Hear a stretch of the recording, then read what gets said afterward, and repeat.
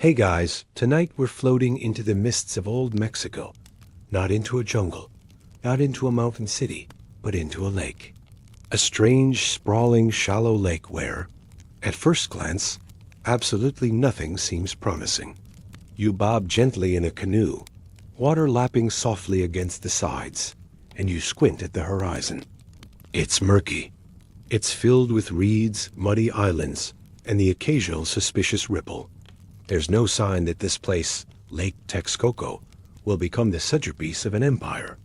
The water is shallow, brackish, and not exactly ideal for drinking. Well, that eagle chose a rock in the middle of a swamp.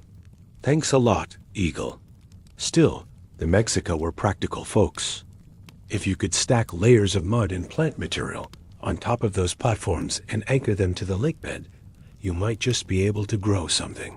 When life gives you mud, you make floating farmland.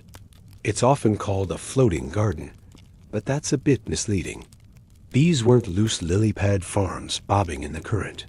No, they were semi-permanent islands, long, narrow, hand-built rafts of productivity tethered to the earth below.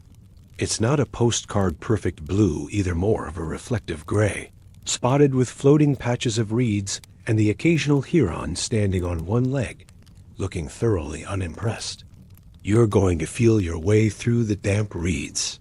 Hear the splash of fish darting through the canal. Tug on the woven layers of tule grass, your fingers slick with lake silt.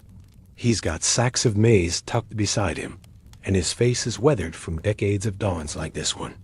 The farmer turns his head just slightly. There's something in the water, just under the surface. You've arrived at the edge of empire, built not on stone or steel, but on floating gardens that refuse to sink. A swirl, a ripple. Probably a fish. Probably. Or maybe one of the lake's more unsettling residents, like the axolotl, a grinning amphibian that never grows up and lives its whole life in water. You'll meet one later, don't worry. All around him, the chinampas stretch into the mist green, orderly, thriving.